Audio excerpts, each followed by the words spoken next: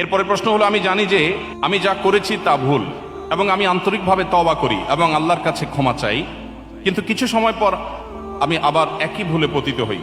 এরপর দোষবোধ ও আল্লাহ থেকে বিচ্ছিন্নতা অনুভূত হয়।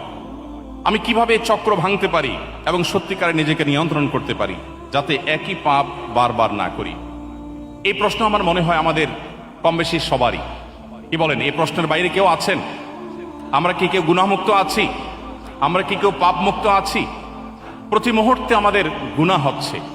যিনি প্রশ্ন করেছেন আমি তাকে অ্যাপ্রিসিয়েট করছি, কারণ একজন মানুষ গুনাহে লিপ্ত হওয়ার পর তার মধ্যে যে অপরাধ বোধ জাগ্রত হয়, তার মধ্যে যে আল্লাহর সামনে জবাবদিহি করার বোধ জাগ্রত হয়, এটাই হলো মানুষের জীবনের সবচেয়ে বড় মূল্যবান সম্পদ। একজন ইমানদারের জীবনের সবচেয়ে ভালো জিনিস হলো এটি।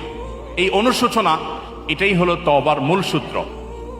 কোরআনে কারিমে আল্লাহ রাব্বুল আলামিন বলেছেন, পরিষ্কারভাবে আল্লাহ তাআলা ঘোষণা দিয়েছেন, লা তাকনাতু মির রাহমাতিল্লাহ। আমাদের অনেক তরুণ বন্ধুরা আছেন, জীবনে অনেক পাপাচার করেছেন, অনেক ব্যভিচারে লিপ্ত হয়েছেন, মাদকে হাত বাড়িয়েছেন, অনেক অন্যায় করেছেন, অনেক নামাজ নষ্ট করেছেন, অনেক জেনা করেছেন, অনেক চোখের গুনাহ করেছেন, মনের গুনাহ করেছেন, আল্লাহর সাথে সম্পর্ককে অনেক দূরে ঠেলে দিয়েছেন, শয়তানকে খুশি করে ফেলেছেন। তিনি অনুভব করছেন তিনি আল্লাহর রহমত থেকে অনেক দূরে সরে গেছেন, যেমনটি প্রশ্নকর্তা লিখেছেন। প্রিয় ভাইরা আমার, একজন মুসলমান হিসাবে আমাদের জন্য সবচেয়ে বড় প্রাউড করার, গর্ব করবার মতো একটা জিনিস হলো আল্লাহ রাব্বুল আলামিন আমাদের জন্য ক্ষমার দুয়ারকে ওপেন করে রেখেছেন।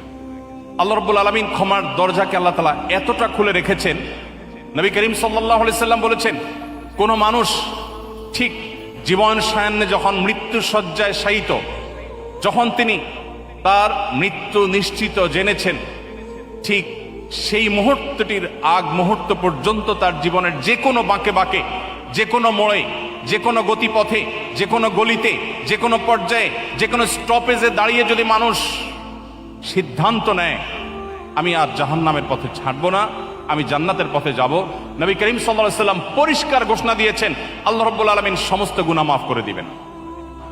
প্রিয় ভাইরা আমার, একটি ধারণা আমাদের অনেকের কাছেই হয়তো পরিষ্কার নয়, সেটা হলো ইসলামে এমন কোনো অপরাধ নাই, এমন কোনো পাপ নাই, এমন কোনো গুনাহ নাই, এমন কোনো খারাপ কাজ নাই যে কাজ মানুষ পরিহার করবার সংকল্প করার পর আল্লাহর পথে, জান্নাতের পথে ফিরে আসার সিদ্ধান্ত গ্রহণ করে আর আল্লাহ তাআলা সেটা ক্ষমা করেন না।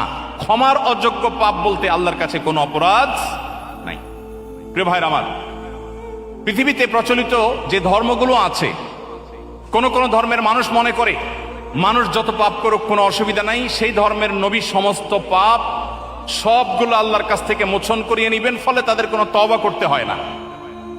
আবার অপরদিকে অনেক এমন সম্প্রদায় আছে যারা মনে করে ছোটখাটো কোনো পাপ করলেই মানুষ ইসলাম থেকে খারিজ হয়ে যায়। এর বিপরীতে আল্লাহ তাআলা কোরআনে কারিমে বলেছেন, লা তাকনাতু মির রাহমাতিল্লাহ, লা তাকনাতু মির রাহমাতিল্লাহ, তোমরা আল্লাহর রহমতের আশা কখনো ছাড়বে না।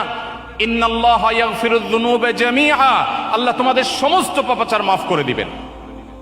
এমন কোনো পাপ নেই, এমন কোনো অপরাধ নেই, এমন একটি গুনাহ নেই যে গুনাহ আল্লাহ তাআলা মাফ করবেন না। শর্ত,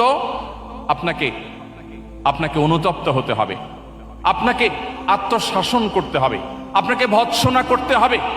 ইমানদারের সবচেয়ে বড় অ্যাডভান্টেজের জায়গাই হলো এটা, ইমানদার জীবনের যে কোনো মুহূর্তেই তার জীবনকে ঘোরাতে পারে, তার জীবনকে পরিবর্তন করতে পারে। শুধু একটি সিদ্ধান্ত গ্রহণ করতে হবে, আমি আর জাহান্নামের পথে চলবো না, আমি এর নাফরমানি করব না, আমি আল্লাহর পথে চলবো। আমি আগের সমস্ত কাজের জন্য লজ্জিত, অনুতপ্ত এবং সংকল্প করলাম আর করব না। শুধুমাত্র আপনার এতটুকু সিদ্ধান্ত, এতটুকু অবস্থান এবং সংকল্প আপনার জীবনের সমস্ত গুণ, আমার কথা নয়, আল্লাহ বলছেন ইন্নাল্লাহা ইয়াগফিরুয যুনুবা জামিআ, আল্লাহ সকল গুনাহ মাফ করে দিবেন ইনশাআল্লাহ। অতএব যে সমস্ত বন্ধুরা বিভিন্ন পাপাচারের কারণে নিরাশ হয়ে গেছেন, আল্লাহর রহমতের আশা ছেড়ে দিয়েছেন, আল্লাহ ডাকছেন তার রহমতের কোলে, এরপরেও যদি আপনি মনে করেন আপনার গুনাহ মাফ হওয়ার নয়, তাহলে মনে রাখবেন শয়তান আপনাকে ধোঁকা দিচ্ছে। আপনারা সবাই নিশ্চয়ই শুনে থাকবেন, ইসলামী বিশ্ববিদ্যালয় কুষ্টিয়ার একজন প্রফেসর ছিলেন ডক্টর খন্দকার আব্দুল্লাহ জাহাঙ্গীর রাহিমাহুল্লাহ, নাম শুনেছেন না স্যারের?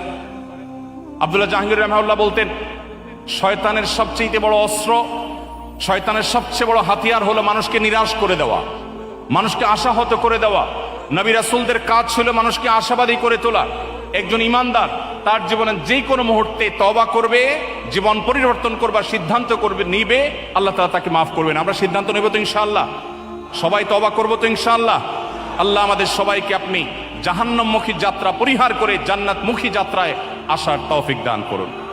প্রিয় ভাইরা আমার, আপনার জীবনে বহু ব্যভিচার করেছেন, আল্লাহর শপথ করে বলছি, ওলামা ইকরাম এখানে আছেন, কোরআন এবং হাদিসের একটি টেক্সট, একটি লাইন কেউ দেখাতে পারবে না যে আপনি এত বেশি অপরাধ করেছেন আপনার অপরাধ ক্ষমা হবে না, এমন একটি আয়াত এবং হাদিস কেউ দেখাতে পারবে না। বরং আপনি যদি সিদ্ধান্ত গ্রহণ করেন যে আপনার রুট চেঞ্জ করবেন, আল্লাহ আপনার গুনাহকে মাফ করবেন। এরপরও যদি কেউ আল্লাহর রহমতের ছায়াতলে আসতে বিলম্ব করে, কেউ দেরি করে, কেউ যদি না আসে, তার চাইতে হতভাগা, তার চাইতে কপাল পড়া দুর্ভাগার কেউ হতে পারে না। রব্বে কারীমের কাছে দোয়া করি, আল্লাহ আপনি আমাদের সবাইকে তওবা করে আপনার জান্নাতের পথে, কোরআন এবং হাদিসের পথে একজন খাঁটি মুসলিম হওয়ার জন্য আমাদের সবাইকে আসার তৌফিক দান করুন।